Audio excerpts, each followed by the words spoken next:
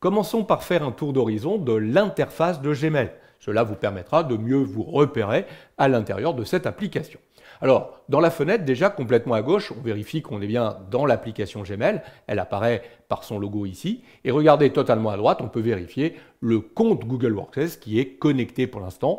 Donc, c'est bien mon compte personnel que je vais pouvoir utiliser dans Gmail.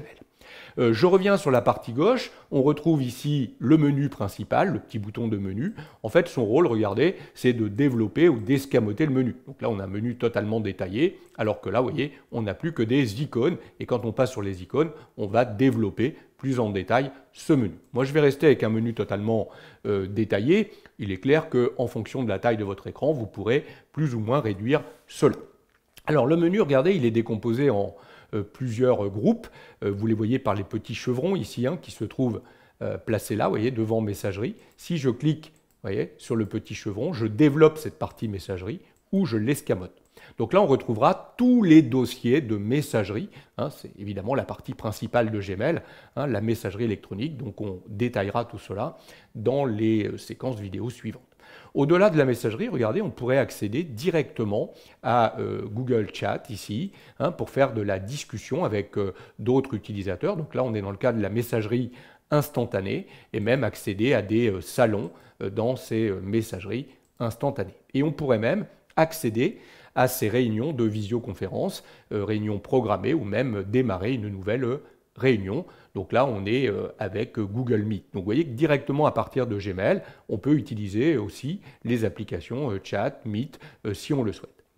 Dans la partie centrale, on va retrouver véritablement le contenu des dossiers, notamment sur lesquels on sera. Donc ça, on le détaillera plus tard. On retrouve donc ici par défaut, si on est là, la boîte de réception. On verra que cette boîte de réception peut être décomposée en plusieurs catégories ou groupes, et on retrouvera l'ensemble des mails ici.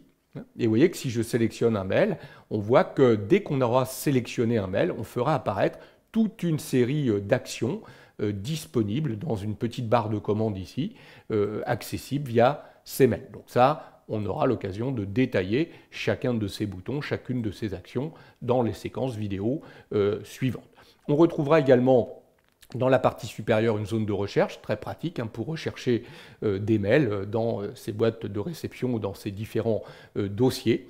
Et puis, on retrouvera ici tout le paramétrage du logiciel, notamment avec la petite roue crantée, la possibilité de paramétrer complètement son application Gmail. On verra d'ailleurs que cette interface sera, on la retrouvera de façon similaire sur toutes les applications Google Workspace. Là, on en a parlé, c'est pour pouvoir aller sur une autre application de Google Workspace.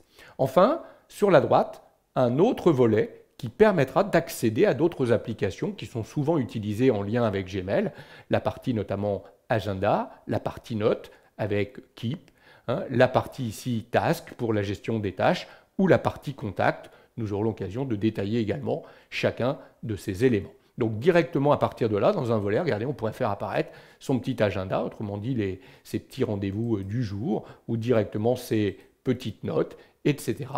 Donc voilà comment se présente l'interface de Gmail. On a également en bas de l'écran un certain nombre d'indications sur le nombre de gigas utilisés dans la boîte et puis sur son activité au niveau de cette boîte Gmail. Voilà rapidement un petit tour d'horizon de cette interface d'application Gmail.